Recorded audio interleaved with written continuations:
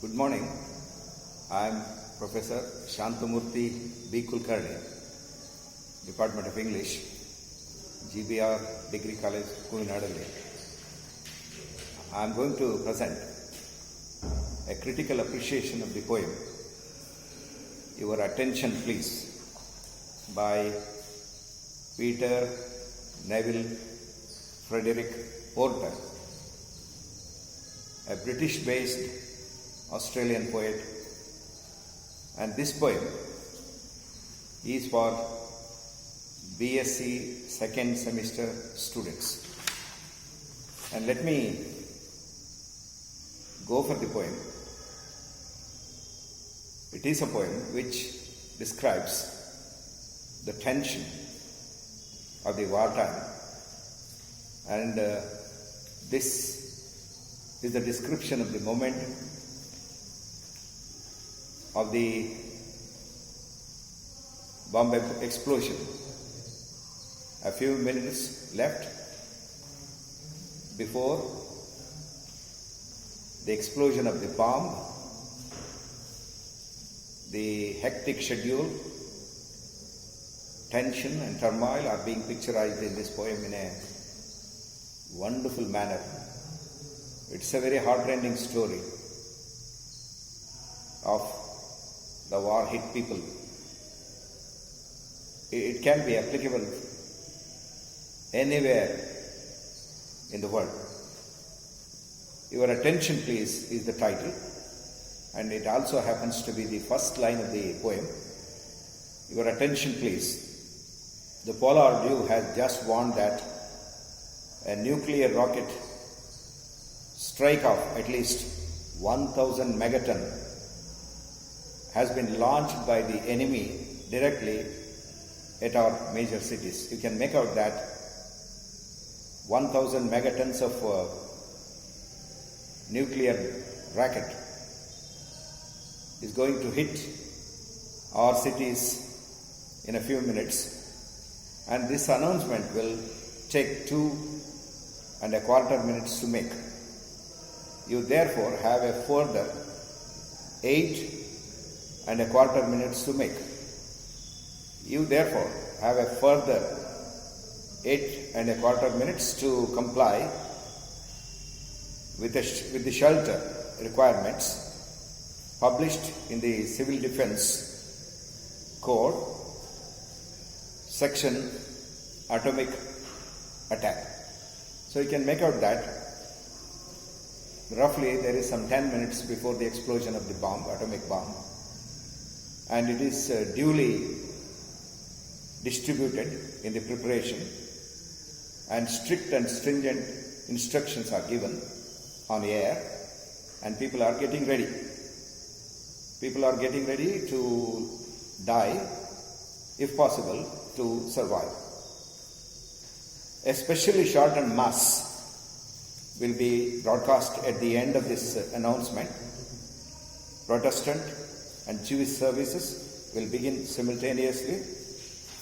Select your wavelength immediately according to instructions in the defense code. So he says that, the poet says that, there is a shortened mass message that will be broadcasted in the end of the announcement, and immediately there are the prayers for the Protestants and Jewish people, and they will begin simultaneously.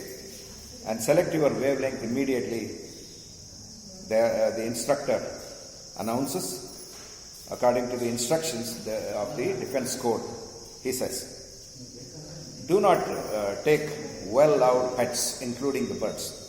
When you go to hideout, when you go to shelter, please don't take your pets, especially the birds. Please don't take them into a shelter, and they will consume fresh air. And please leave the old and bedridden. You cannot do nothing for them. You cannot do anything for them. So you have to leave out the old and bedridden at their fate, and just check out immediately. That is suggested. Though it sounds to be very heartless announcement, but it is the forcing inevitability of that wartime. Remember to press the ceiling switch when everyone is in the shelter. You must remember that you must press the ceiling switch when everyone is getting into the shelter. Set the radiation area. Turn on the Geiger barometer. Turn off your television now. Turn off your radio immediately. The services end. You put off your televisions, you put off your radios, and you just get into the shelter and switch on the ceiling switch, and that's it. At the same time, the poet continues,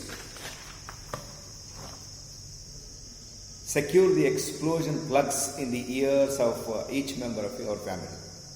You know, when the bomb explodes, you must put the explosion plugs into the ears. You can sustain that harsh sound. It may even render you deaf, and that is why you have to put on the explosion plugs or the ear plugs at the time of the explosion. Take down your plasma flasks and give your children the pills marked 1 and 2 in the CD green container and put them into bed. Do not break the inside airlock seals until the radiation's all clear shows. Watch for the cuckoo in your perspex panel, or your district touring doctor rings your bell. You just go to bed along with your babies, along with your family members, and be silent, and don't break the radiation plug or radiation seal until it is the morning tomorrow, until the district surgeon or the district doctor rings your bell, and that is quite certain that tomorrow will be a good day for us, if possible, if we are alive. That is the possible meaning of this particular line. And if before this your air becomes exhausted, or if any of your family are in a critically injured situation, administer the capsules marked Wally Forge, red packet, in number 1 survival kit, and for the patient, for the painless death. You know, if somebody is dying of suffocation for the lack of oxygen, and immediately you can administer the capsule. Wally Forge is the name of that capsule, and that is there in the red pocket in number 1 survival kit, and that definitely renders them to painless death. If they cannot be alive, let them die painlessly. That is quite suggested. And in the bracket there is a suggestion. Catholics will have been instructed by their priests what to do in this eventuality. If somebody dies, if death occurs in the shelter, you know, Catholics are duly instructed by their priests what to do in this eventuality at this situation.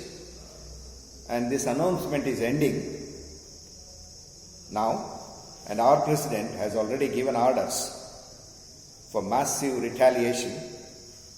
It will be decisive. You know, the announcement is coming to an end. Already our president of our nation has ordered for the massive retaliation also, and it will be quite decisive for our life or death. Some of us may die. Look at the heartless tone of this particular possibility, presumption that some of us may die. Remember, statistically, it is not likely to be you. You may not die, you may be alive, who knows? But it is quite certain that some of us will be killed in this bomb explosion. And remember, statistically, it is not likely to be you. That is quite suggested. All flags are flying fully dressed on the government buildings. The sun is shining. Death is the least we have to fear. We are all in the hands of God. Whatever happens, happens by His will. Now go quickly to your shelters. All the flags are flying fully dressed and they are flying very high on all government buildings. And the sun is shining. The sun of expectation, sun of the next possible future, that is quite shining.